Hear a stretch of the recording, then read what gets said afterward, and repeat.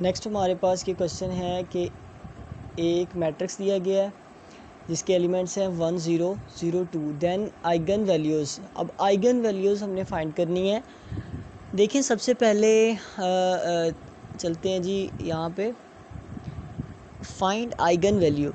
Eigen value हम कैसे find करते हैं? हमने इस इक्वेशन को जो है ना वो अच्छे से याद कर लेना है। आपको कोई पेपर में क्वेश्चन आता है ना आइगन वैल्यू फाइंड करने का, तो ये सिंपल आपने यही मेथड यूज़ करना है। अगर आपके पास इस तरह का 2 by 2 का मैट्रिक्स है, इसी मेथड को आपने यूज़ करना है। और डी ई टी, यहाँ पे डी ई टी का मतलब है डिटर्मिनेंट ए। हमारे पास एक मैट्रिक्स होगा और यहाँ पे ओमेगा कांस्टेंट है और 1 जो है यहाँ पे आइडेंटिटी, ये 1 नहीं है सॉरी आई है, ये 1 लिखा हुआ है, आई है ये। और ये आई हमारे पास आइडेंटिटी मैट्रिक्स होगा और 0 जो है वो हमारे पास नल मैट्रिक्स होगा। अब यहाँ पे ए की जगह पे हम ए का मैट्रिक्स लिख देंगे और फिर लेमडा वैसे ही, और ये जो है वो identity matrix 1 0 0 1 is equal to 0। अब हम ओमेगा को इस मैट्रिक्स के साथ मल्टीप्लाई करेंगे, हर एक एलिमेंट के साथ ये मल्टीप्लाई होगा। मल्टीप्लाई होने के बाद हम इसको इसमें माइनस भी कर देंगे, सब्ट्रैक्ट भी कर देंगे, क्योंकि सेंटर में सब्ट्रैक्ट लिखा हुआ है ना, तो हम सब्ट्रैक्ट भी करेंगे, मल्टीप्लाई करने के बाद करेंगे। तो यहाँ पे 1 है, यहाँ पे 1 को ओमेगा से मल्टीप्लाई करें माइनस ओमेगा आएगा, तो 1 माइनस ओमेगा हम कर देंगे। यहाँ पे 0 बाय समथिंग 0 से, यानी कि 0 को प्लस करें माइनस करें कुछ भी कर लें 0 ही आएगा। और वैसे भी ओमेगा को जब हम इस लेमडा को 0 से मल्टीप्लाई करेंगे तब भी हमारे पास 0 ही आंसर आएगा। तो 0 माइनस 0 0 ही आएगा, यहाँ पे भी 0 आ जाएगा और यहाँ पे 2 माइनस लेमडा आ जाएगा।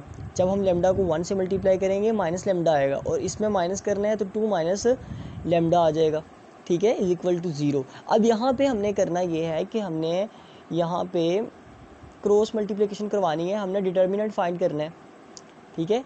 1 माइनस लेमडा को हम मल्टीप्लाई करवा देंगे 2 माइनस लेमडा के साथ, 0 को मल्टीप्लाई करवा देंगे 0 के साथ, सेंटर में माइनस आएगा। ये देखें जी हमने ऐसे ही किया है, सेंटर में माइनस आ गया। 1 को 2 से मल्टीप्लाई करेंगे 2 आएगा, लेमडा को जो ये 1 को माइनस लेमडा से करेंगे माइनस लेमडा आ जाएगा। लेमडा को माइनस 2 से करेंगे माइनस 2 लेमडा आ जाएगा। लेमडा को लेमडा से करेंगे लेमडा स्क्वायर आ जाएगा, माइनस माइनस प्लस हो जाएगा। इसको सिंप्लीफाई करेंगे, हमारे पास इसके जो आंसर आएंगे लेमडा इज इक्वल टू 2 और लेमडा इज इक्वल टू 1 आएगा, ठीक है। अब यहाँ पे देखें ये 2 और 1 इसका आंसर है, और यहाँ पे भी आंसर क्या आ रहा है 1 और 2, तो ये इसका करेक्ट आंसर होगा। नेक्स्ट क्वेश्चन हमारे पास है let lambda be an eigen value of non zero square matrix A, then the equation D E T determinant A minus lambda I is equal to 0 is called. तो ये हमारे पास trivial equation है, ये हमारे पास करेक्टरिस्टिक इक्वेशन है, या ये हमारे पास नॉन ट्राइवल इक्वेशन है। तो देखें ये हमारे पास नॉन ट्राइवल इक्वेशन है। इसकी जो मैं आपको इसका कंसेप्ट बता देता हूँ। हमारे पास ट्राइवल इक्वेशन और नॉन ट्राइवल इक्वेशन किस तरह की होती हैं। सबसे पहले देखिए आप ट्राइवल इक्वेशंस को, trivial solutions is a solution where all variables are equal to 0, ठीक है। ये इसका मेन पॉइंट है। अगर तमाम वेरिएबल जो है वो इक्वल टू 0 है तो फिर आपने क्या करना है, आपने ट्राइवल सॉल्यूशन लगाना है। अगर तो नॉन ट्राइवल यहाँ पे लिखा हुआ है तो वो नॉन इक्वल टू 0 होंगे, ठीक है। जितने भी वेरिएबल्स होंगे, ठीक है, वो अगर 1 वेरिएबल है, एटलीस्ट 1 वेरिएबल, कम से कम उसके अंदर जो एक वेरिएबल होगा वो तो नॉन ज़ीरो होगा, ठीक है, उसकी वैल्यू जो है वो नॉन ज़ीरो होगी। तो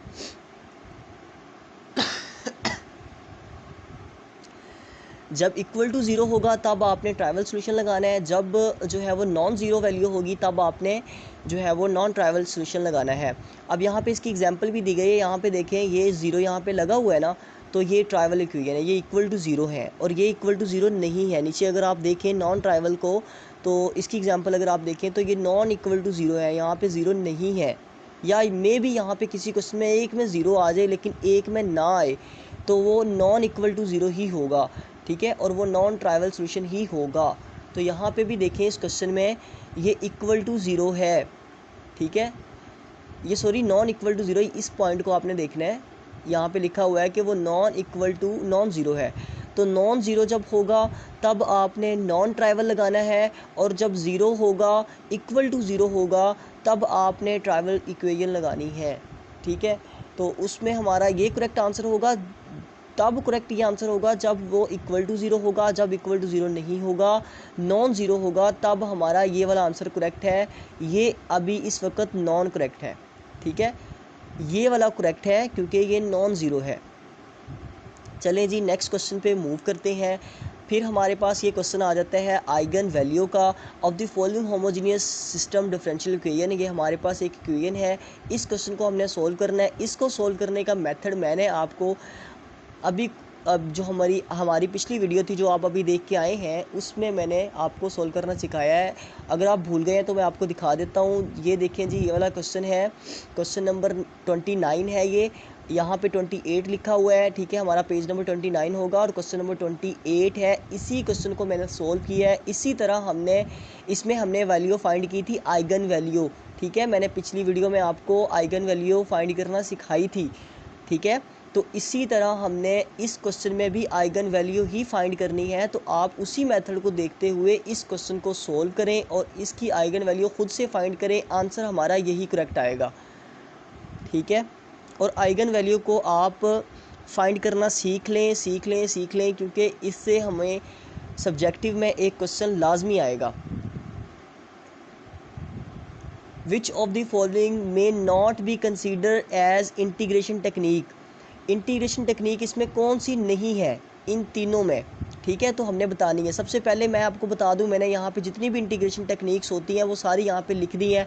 रिवर्स ऑफ डिफरेंशिएशन, और उसके बाद बाय पार्ट्स, बाय सब्स्टिट्यूशन, और उसके बाद बाय पार्शियल फंक्शंस और रिडक्शन फार्मूला, ये सारी टेक्निक्स इंटीग्रेशन टेक्निक्स हैं।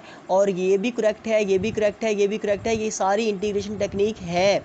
अब कौन सी नहीं, उन्होंने ये पूछा है कि कौन सी नहीं हो सकती, तो यहाँ पे तो सारी हो सकती हैं। लिहाजा फिर हमारा जो करेक्ट आंसर है वो ये है, ये करेक्ट आंसर नहीं है।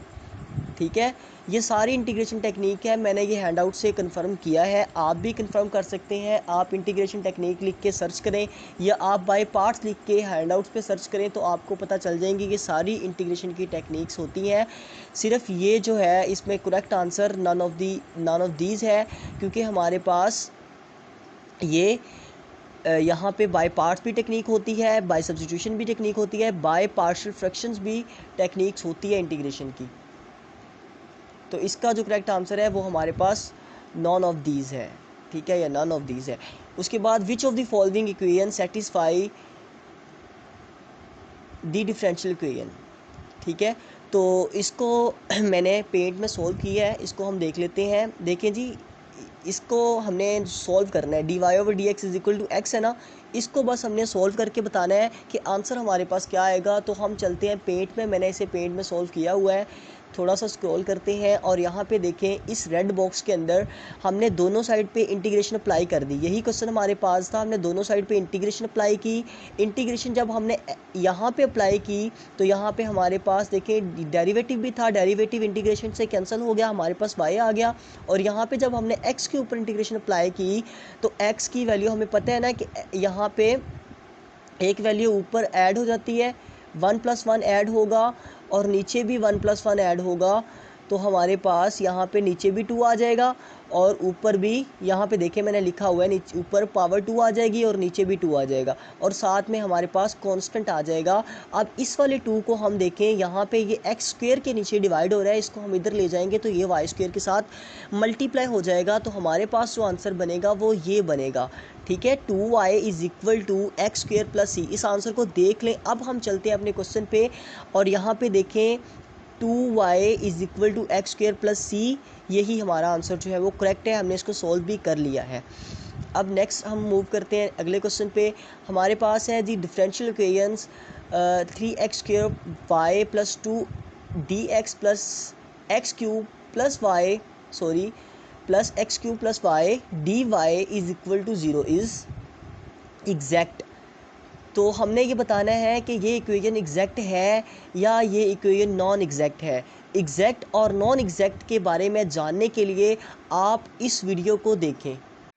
जी, ये क्वेश्चन हमें फाइल में दिया गया है और हमने ये बताना है कि ये जो डिफरेंशियल इक्वेशन है ये एग्जैक्ट है या नॉट एग्जैक्ट है। तो आज आप ये सीख लेंगे कि हम कैसे चेक करते हैं कि कौन सी इक्वेशन एग्जैक्ट है, कौन सी डिफरेंशियल इक्वेशन एग्जैक्ट है, कौन सी नॉट एग्जैक्ट है। तो इससे पहले मैं आपको थोड़ा सा ये समझाता हूँ, ये समझे ज़रा जी। इससे पहले आप ये समझें एग्जैक्ट इक्वेशन है। देखें यहाँ पे हमारे पास एम एक्स वाई है प्लस एन एक्स वाई है। ये एम और एन यहाँ पे हमारे पास इनके अंदर दो फंक्शंस हो सकते हैं, एक्स वाई फंक्शंस, ठीक है, और उनका डेरिवेटिव भी है। तो ये हमारे पास डिफरेंशियल इक्वेशन है।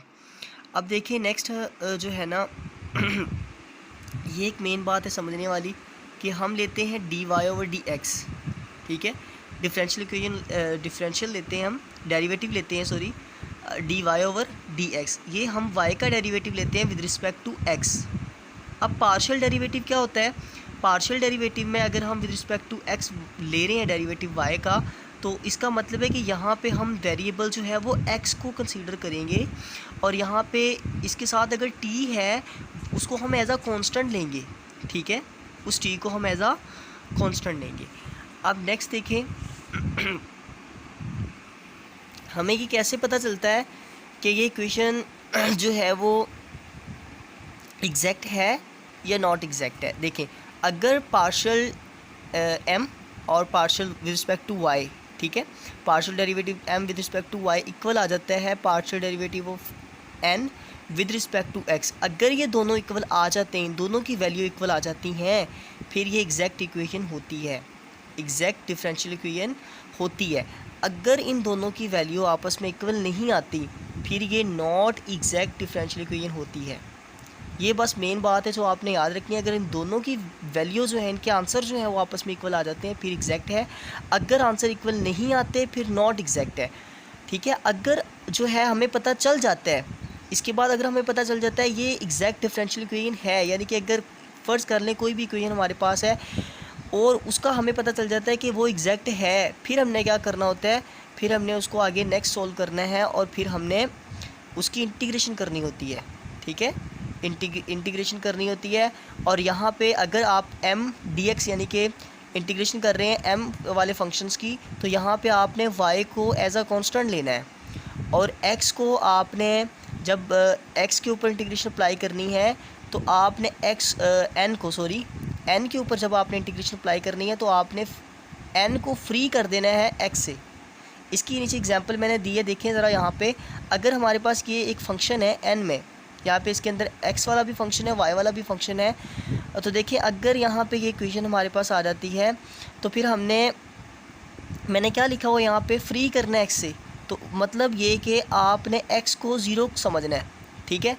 एक्स को आपने, अगर इसके अंदर एक्स आ जाता है, इस फंक्शन में एक्स आ जाता है, तो यहाँ पे आपने एक्स को ज़ीरो समझना है। चलिए अब हम चलते हैं अपने क्वेश्चन की तरफ। ये क्वेश्चन हमें दिया गया है, इसको हमने चेक करना है। सबसे पहले तो अगर partial M with respect to Y, partial derivative of N with respect to X, ये आपस में इनके आंसर इक्वल आ जाते हैं, फिर हमें पता चल जाएगा कि ये इक्वेशन एग्जैक्ट है या नहीं। अगर नहीं आए तो फिर एग्जैक्ट नहीं है। अगर इन दोनों के आंसर आपस में इक्वल आ गए फिर ये हमारे पास एग्जैक्ट है, ठीक है। इस सारे को आपने समझना है कि ये हमारे पास m है, और इसको आपने समझना है कि ये हमारे पास n है। ये सारी टर्म, ये हमारे पास n है, ये सारी टर्म हमारे पास m है।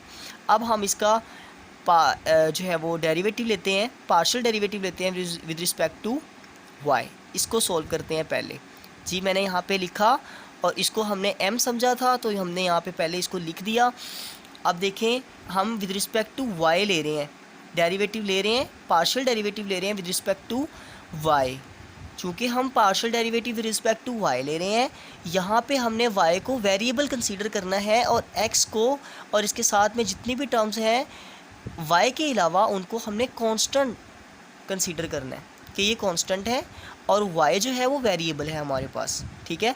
अब यहाँ पे देखें हमने यहाँ पे डेरिवेटिव लेना स्टार्ट किया। हमने देखा कि यहाँ पे दो टर्म्स हैं, ठीक है, सेंटर में जो है वो प्लस है, तो हमने इनको अलग-अलग कर लिया। इसका अलग से पार्शियल डेरिवेटिव ले लिया विद रिस्पेक्ट टू वाई, इसका अलग से पार्शियल डेरिवेटिव ले लिया विद रिस्पेक्ट टू वाई।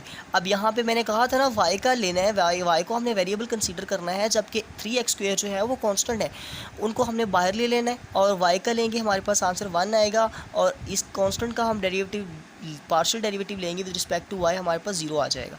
तो यहाँ पे हमारे पास जो आंसर आया है वो 3x² आया है। ठीक है, देखें partial derivative of m with respect to y, जो आंसर आया है वो 3x² आया है। अब हम क्वेश्चन के इस वाले हिस्से को सॉल्व कर रहे हैं जिसको हमने n कंसीडर किया है। तो देखें ज़रा, यहाँ पे हम जो है वो विद रिस्पेक्ट टू x इसको सॉल्व करेंगे, इसका डेरिवेटिव लेंगे, पार्शियल डेरिवेटिव लेंगे विद रिस्पेक्ट टू x। ठीक है, ये हमारे पास टर्म है, इसमें हमने देखा कि हमारे पास सेंटर में प्लस आ रहा है, तो हमने इसको अलग-अलग कर लिया, x³ को अलग से पार्शियल डेरिवेटिव्स का लिया और y का अलग से लिया। अब यहाँ पे हमने चूँकि हम विद रिस्पेक्ट टू x ले रहे हैं, तो हम x को वेरिएबल समझेंगे और y को हम कांस्टेंट समझेंगे। जब हम विद रिस्पेक्ट टू x लें तो हम x को वेरिएबल समझते हैं, जब y with respect to y लें तो हम y को वेरिएबल समझते हैं। चूँकि यहाँ पे हम विद रिस्पेक्ट टू x जो है वो डेरिवेटिव ले रहे हैं, तो यहाँ पे हम x को क्या समझेंगे, वेरिएबल समझेंगे, और y को कांस्टेंट समझेंगे।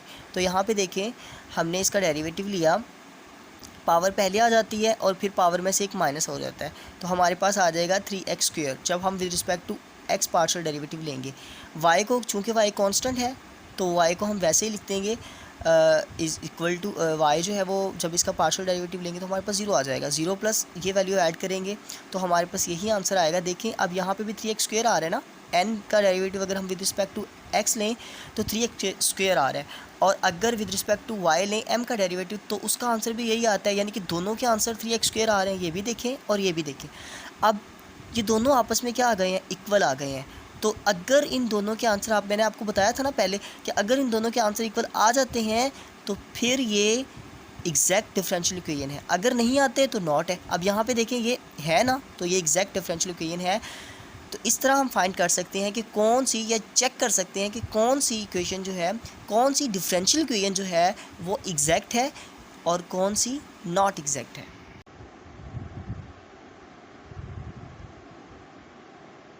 जी अब हम मूव करते हैं नेक्स्ट क्वेश्चन पे। In order to change the Bernoulli equation to linear equation, हमने बर्नौली इक्वेशन से चेंज करना है किस में, लीनियर डिफरेंशियल इक्वेशन में चेंज करना है इस इक्वेशन को। ये एक बर्नौली इक्वेशन है और इसको हमने चेंज करना है डिफरेंशियल इक्वेशन में। तो उसके लिए जो हम यूज़ करते हैं वो ये फंक्शन यूज़ होता है v is equal to Y की पावर l-n। ठीक है, अब ये या 1 हो सकता है या यहाँ पे, इसको देख लेते हैं, पेंट में चलते हैं और यहाँ पे देखें बर्नौली इक्वेशन का कंसेप्ट मैंने लिखा था, यहाँ पे लिखा हुआ है। ठीक है, a differential equation that can be return. वैसे ये जो क्वेश्चन है ये हमारे मिड टर्म से है, मिड टर्म से रिलेटेड है, बर्नौली इक्वेशन मिड टर्म के सिलेबस में आता है। अब यहाँ पे देख लें, इस तरह की जो इक्वेशन लिखी होती है, उसे हम बर्नौली इक्वेशन कहते हैं। इसका जो मेथड है, मेथड ऑफ सॉल्यूशन इसके जो है उसमें हमारे पास ये देखें, ये इसका मेन पॉइंट है। हम इस चीज़ को पुट कर देते हैं v की जगह पे, जहाँ पे हमारे पास v होता है उसको वहाँ पे हम ये पुट कर देते हैं, तो हमारे पास आंसर आ जाता है 1 - n है। ठीक है, तो इस फंक्शन को आपने याद रखना है कि हमने जब हमने बर्नौली इक्वेशन से लीनियर डिफरेंशियल इक्वेशन में चेंज करना होता है तो हम इस फंक्शन को पुट करते हैं, और यही फंक्शन उन्होंने हमें एमसीक्यूज़ में पूछा है। ठीक है, तो लिहाजा ये क्वेश्चन हमारा जो है वो ऑप्शन हमारा करेक्ट होगा। नेक्स्ट क्वेश्चन पे चलते हैं। यहाँ पे देख लें, ये तो सिंपल सा है, t यहाँ पे कांस्टेंट होता है, और अगर ये कांस्टेंट है तो फिर हमारे पास पीछे क्या बच जाएगा, f of x and y। यहाँ पे x और y इसमें दो वेरिएबल है एक फंक्शन में, तो उन्होंने यही पूछा है कि ये किसके इक्वल है, तो ये f ऑफ x y के इक्वल होगा, तो ये हमारा करेक्ट ऑप्शन है। नेक्स्ट हमारे पास क्वेश्चन है, the differential equation is separable. तो कौन सी ऐसी डिफरेंशियल इक्वेशन जो है वो सेपरेबल होती है। तो सेपरेबल का कंसेप्ट कोई इतना मुश्किल नहीं है, ये भी वैसे मिड टर्म से रिलेटेड है, लेकिन चलें हम इसको डिस्कस कर लेते हैं। तो चलें ज़रा यहाँ पे आए नोट्स में, और ये देखें सेपरेबल डिफरेंशियल इक्वेशन, ऐसी मसावात जिसके अंदर वी कैन सेपरेट वेरिएबल्स, ऐसी मसावात जिसके अंदर हम वेरिएबल्स को अलग-अलग कर सकते हैं, अलग अलग कर सकते हैं, उस इक्वेशन को हम क्या कहते हैं, उस मसावात को हम क्या कहते हैं, सेपरेबल इक्वेशन कहते हैं। सिर्फ इतनी सी इसकी डेफिनेशन है। यहाँ पे देखें, अगर हमारे पास ये एक इक्वेशन है, इसको हम कहेंगे ये सेपरेबल है।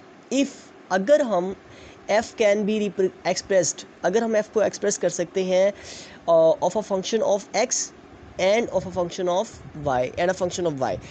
देखें f हमारे पास एक फंक्शन था ना, यहाँ पे ये इक्वेशन थी हमारे पास यहाँ पे, जिसको हम सेपरेबल इक्वेशन का नाम दे रहे थे।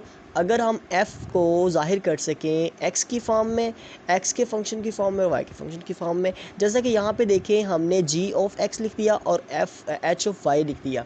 ठीक है, ये हमने अलग-अलग दो क्या बना दिए, दो फंक्शन बना दिए या दो वेरिएबल बना दिए। दो वेरिएबल हमने अलग-अलग कर दिए, x का वेरिएबल भी अलग कर दिया, y का वेरिएबल भी अलग कर दिया। इसको हम कहते हैं कि हमने इसको सेपरेबल कर दिया, हमने इसको सेपरेबल कर दिया। अब यहाँ पे देखिए, here is one function is a form of x, एक फंक्शन यहाँ पे x की फॉर्म में है जिसको हमने gx का नाम दिया, और एक फंक्शन यहाँ पे y की फॉर्म में जिसको हमने hy का नाम दिया। और यहाँ पे देखें, hy को बाद में हम ले जाते हैं इधर वाली साइड पे, और यहाँ से dx जो है वो हम इधर ला के g ऑफ x के साथ लिख देते हैं। x वाले हमने एक साइड पे कर दिए और y वाले हमने एक साइड पे कर दिए, और अब हमने इन पर इंटीग्रेशन अप्लाई कर दी। ठीक है, सिर्फ इतना सा कंसेप्ट जो है वो सेपरेबल इक्वेशन का कंसेप्ट है, यानी कि ऐसी इक्वेशन जिसको हम दो वेरिएबल की फॉर्म में, दो फंक्शन की फॉर्म में लिख सकते हैं, g ऑफ x और h ऑफ y की फॉर्म में लिख सकते हैं, उस इक्वेशन को हम सेपरेबल इक्वेशन कहते हैं।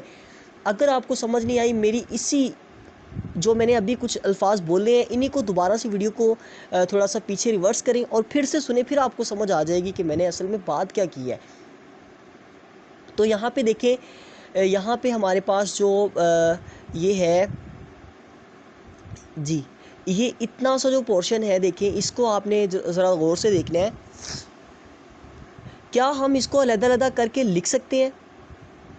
बिल्कुल, हम इसको h और gx और hy की फॉर्म में अलग-अलग करके लिख सकते हैं, यानी कि हम x वाले अलग कर सकते हैं, y वाले अलग कर सकते हैं, इसलिए ये सेपरेबल है। मैं आपको करके दिखा देता हूँ। यहाँ पे देखें, ये वही क्वेश्चन है जो आपको अभी यहाँ पे नज़र आ रहा था। ये वाला क्वेश्चन मैंने यहाँ पे लिख लिया है। अब इसको मैं आपको अलग-अलग करके दिखाऊँगा कि कैसे हम इसको अलग करते हैं। ठीक है, यहाँ से देखें, नीचे वाले को हमने ऊपर वाली वैल्यू वैसे ही लिखी, नीचे वाली वैल्यू को देखें, यहाँ पे मैंने x को बाहर कॉमन ले लिया है और अंदर मेरे पास बचा है 1 + y। अब यहाँ पे एक x मैं एक x से कैंसिल कर दूंगा, ये पावर 1, तो ऊपर मेरे पास x की पावर 1 बच जाएगी, नीचे मेरे पास x ख़त्म हो जाएगा और यहाँ पे नीचे आ जाएगा x डिवाइडेड बाई 1 + y। यहाँ से मैं x को अलहदा कर दूंगा और 1/1 + y को अलहदा कर दूंगा, और मैं x वाले फंक्शन को gx का नाम दे दूंगा और y वाले फंक्शन को मैं सॉरी, यहाँ पे x नहीं आना था, यहाँ पे y आना था। ठीक है, यहाँ पे y आना था, hy का नाम दे दूंगा। ठीक है, अब ये gx जो है वो मैं इधर ले गया, और ठीक है, ये वाला मैं फंक्शन इधर ले गया और ये वाला फंक्शन इधर ले गया। अब यहाँ पे बताने का मकसद ये है कि इस इक्वेशन को हम gx और hy की फॉर्म में अलग-अलग कर सकते हैं।